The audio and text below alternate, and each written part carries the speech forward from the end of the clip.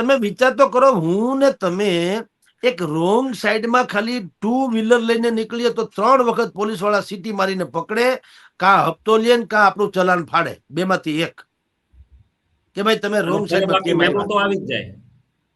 હવે બધું આવે, રાઈટ. તો ટૂંકમાં તમારી પાસે ઈ વ્યવસ્થા છે અમારા લોકો માટે.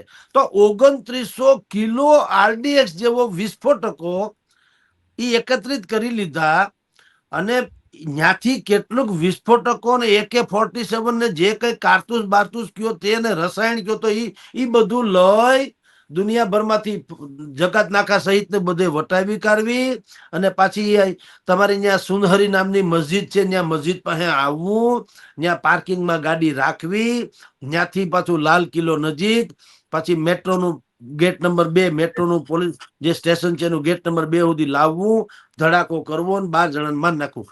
ક્યાં ગયા તમારા બધા કહેવાતા જેને કહી શકાય વોચ ડોગ્સ બધા? યસ, ઇન્ટેલિજન્સ એજન્સી જેને આપણે કહીએ છીએ. બધું ક્યાં ગયું? અને હવે એક જ દીમાં પછી ખબર પડી ગઈ કે ડોક્ટર શાહીનનો પરિવાર તો વર્ષોથી એમ કે મસૂદ અઝહરની યારે સંપર્કમાં હતો ને, અહીં બધાની ભરતી કરતી હતી ને, એ મોટી મહિલા વિંગની વડી હતી. તો તમે અટાણ સુધી આરતી ઉતારી, હું ઠામ માર નાખવાની ખબર જ છે કે દેશની દુશ્મન છે, કા પકડી લેવી હતી, કા માર નાખવાની જરૂર હતી. હવે એનો ક્યાં અધિકાર આવે?